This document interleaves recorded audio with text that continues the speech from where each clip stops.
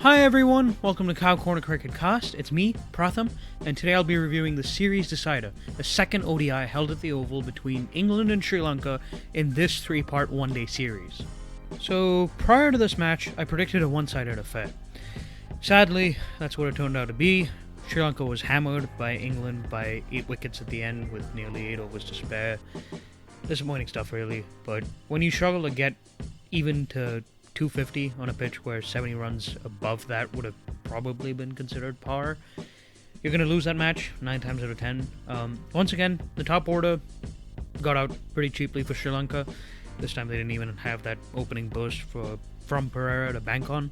The pitch did have some life early on to it, as I predicted, and the partial cloud cover meant that it was swinging in the first 10 or 15 overs or so. Sam Curran, a cricketer, admittedly, that I don't rate very highly as a seamer in ODI cricket. I think he's too slow and short to not get whacked in non-swinging or seaming conditions. Did exploit the conditions well today though, right at the start of the innings. He had a ball and he really wrecked that top order. He got the ball to move sharply into the right-hander with the odd one holding its line. And so, when you have two batsmen who have fairly sluggish footwork in Nisaka and Fernando, couldn't really get their front pads across, it caused them to pay their price.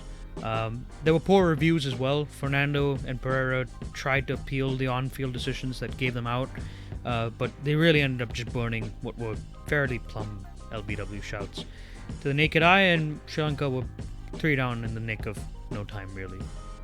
Hasaranga once again tried to stitch together a partnership of substance, this time with Dhananjaya de Silva, who was batting beautifully on the other end.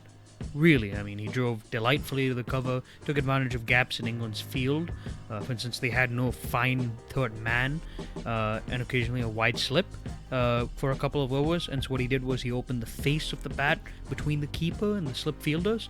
Not to mention that shot of the day in the book with that glorious uppercut against Willie for 6. Man, the timing on that one was...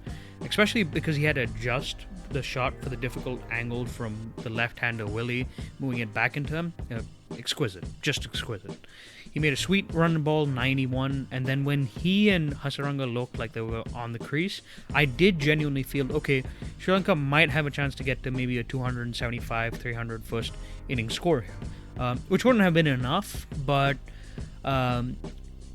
it would have at least given something for the likes of Chimera and Benura Fernando to bowl at, right? But both really played daft shots at the wrong time to get themselves out, both pulling the deep square leg where the man had been stationed there for the hook, and pulled seriously guys, did you not watch the first match? Did you not see how all of your batsmen were happy hookers and pulling and falling to the short ball trap? Ridiculous, really. The other batsman of note, Shanaka, he did pretty much the same thing as well, which also kind of pissed me off, to be honest. Restrained himself for a while, played the lofted aerial shot. Only really one mid-off and mid-on were inside the circle, so he was playing really sensibly, right? And then on the stroke of getting a 50-odd, right, with the 75 strike rate, but that was okay because he was playing sensibly. Holds out while playing a long hop to deep point, right? From there, barring a cameo here and there, it was a procession, and Willie and Curran mopped up the innings for a pretty subpar looking total in the end of 241.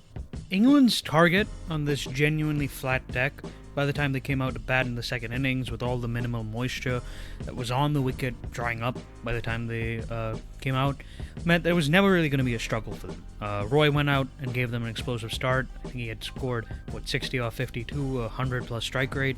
Although Johnny Bairstow didn't quite kick into full gear through this innings, right? He looked especially troubled by the introduction of Hasaranga in the attack, and what particularly did him, right, was that Hasaranga is a bowler who, because he has this bent front leg at the point of release, the leg spinners that he bowls are of a lower trajectory, if you will, right? And that basically makes somebody like Bairstow unable to trust and ride the bounce, right? And so he got out to him pretty quickly. It's something that Kusal Pereira could consider for the third ODI, actually. Maybe if he could open the bowling with Hasaranga, the leg spinner, it might be worth a shout as a strategy, because what could happen is he could get Bairstow again, maybe cramping him on that fourth stump line and then getting him to edge or cut or pull elsewhere. Pereira's captaincy, I thought, also helped out the English openers, because I didn't feel that he set proper fields to his opening pacers or opening strike bowlers, Chimera and in particular Binura, as a matter of fact. He packed fielders inside a 30-yard circle on the onside to give an indication to Binura to swing it onto the stumps, and yet he had a slip and a wide third man, which would indicate to Fernando that he should be bowling a fifth stump line. Really confusing fielder for a bowler who's just making his way into international cricket. And it didn't really help the cause of his other bowlers either, right? So, for example, Chamika Karunaratne, right? Once Roy got out pulling a rank pie to short mid-wicket, Pereira continued to encourage him to bowl short with the field placements by keeping men on in the back for the pull. Even though Karunaratne doesn't really have the pace or height or left-hand angle of, say, somebody like a Neil Wagner to adopt that tactic successfully, Asita Fernando bowled too much of a back of a length stuff, and occasionally sprayed it on the pads where it was full around middle and leg, which meant that both him and Chamika let the pressure off of the newly arriving to the crease Joe Root and Morgan, right? Eoin Morgan. Both took pretty easy singles. Pereira, again, somewhat to blame here, didn't have a mid-on when they came in, and sort of sauntered away into the wind by the end pretty comfortably, right? There were a couple of plays and misses against Chimera, but by and large it was fairly easy for them. For England, it was a very satisfactory way to stitch up a series victory. Several of the weaker components in their lineup fired today, with Morgan regaining form as well as Mark Wood and Tom Curran impressing. Yes, I know neither picked up any of the wickets in the wickets column today, but they looked consistently threatening the outside edge, and they delivered the X factor, I would say, which is the most important thing for each of them, for which they were selected into the team. In the case of Wood, he bowled with some real heat that allowed him to only concede 3.5 runs per over today, because he was pretty accurate along with that, including this 93 mile per hour Jaffa, my ball of the day for the record, that leapt off the surface and unsettled the Sri Lankan batting pair on the crease. Tom Curran, at the back of the innings, he nailed those slower ball back of the hand deliveries. Some Yorkers that he fired in as well that were pretty good, but he's really got to stop using it at those variations as frequently, because better batsmen and better batting lineups in the Sri Lankan team can set themselves up for that at the death if they know that's your sort of pattern, and they can whack you pretty, they can swat those deliveries away and whack you pretty quickly. Morgan, he anchored the innings well with Root. I specifically appreciated his anticipation of Asita Fernando's lines and lengths, and he used that to play some really good improvised shots, square of the wicket. Rashid remains a weak link for them. Admittedly, I thought he was utilized poorly by Morgan, who I think should have bowled out his quota of 10 overs before the 40 over period. And clearly, Morgan also lacks confidence in his other spin bowling option of Ali, because he didn't really use him at all today, which is actually really surprising to see.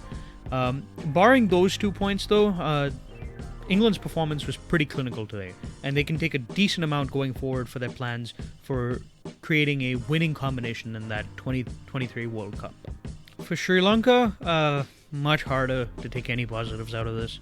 Dhananjaya delivered, but you already knew he'd turn up. Man, he's the clutch guy, right? He shows up in a crisis. He's the crisis guy.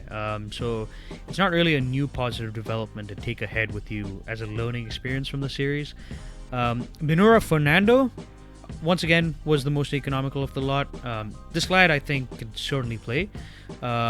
With his seam position and that extra bounce, capable of destroying opening batsmen like Roy and Bairstow somewhat in check. I know, not perfect, but somewhat. Chimera, again, excellent. He bowled a series of outswingers to the left-handers, Morgan especially, as a matter of fact, that had that lateness of movement that troubled top-class batters.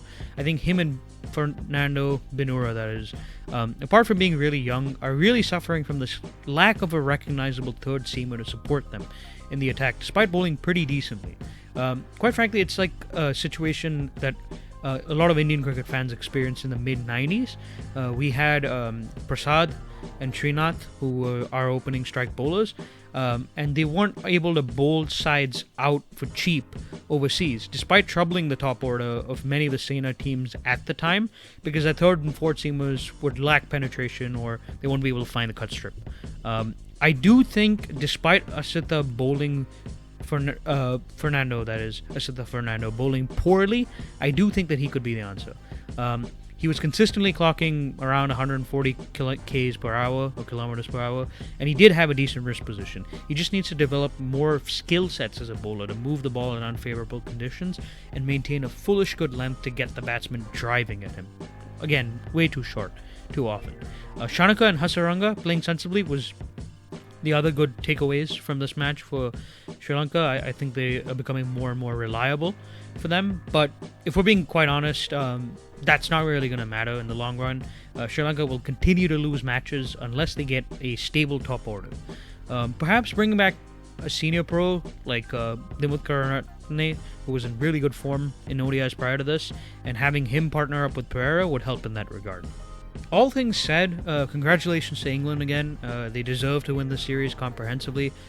For Sri Lanka, they're in a tsunami of trouble. I don't really see them getting out of this in the third ODI, where I do predict they'll unfortunately be whitewashed at the rate that they're going.